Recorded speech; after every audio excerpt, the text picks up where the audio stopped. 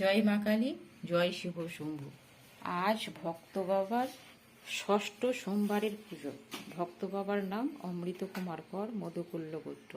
এই ভক্ত বাবা যখন এখানে জন্মছক দেখাতে আসেন, তখন ভক্ত বাবাকে বলে আপনি ভীষণ অসুস্থতার মধ্যে পড়বেন। তো আপনি যদি 8টি সোমবার এই ভোলা মহেশ্বরের কাছে পুজো দেন, তাহলে আপনি খুব তাড়াতাড়ি সুস্থ হয়ে যাবেন, সেই সমস্যা থেকে বেরিয়ে আসতে পারবেন। তো রীতিমতো সেই ভক্ত বাবা কিন্তু 7টি সোমবারের পূজার মূল্য ধরে দেন এবং তিনি বলেন যে আমি আসতে পারবো না, কারণ আমি দিল্লিতে চলে যাচ্ছি। তো 8মবারের মাথায় আমি দিল্লি থেকে এসে পূজা দেব, এই বলে ওই ভক্ত বাবা দিল্লিতে চলে যান এবং তিনি ওখানে গিয়ে কিন্তু খুব অসুস্থতার মধ্যে পড়েন এবং আইসিইউতে ভর্তি হন। আমি রীতিমতো এখানে ভক্ত বাবার নামে পূজা দিই এবং খুব তাড়াতাড়ি কিন্তু ওই ভক্ত বাবা আইসিইউ থেকে বেরিয়ে আসেন এবং তিনি অনেকটাই এখন সুস্থ আছেন।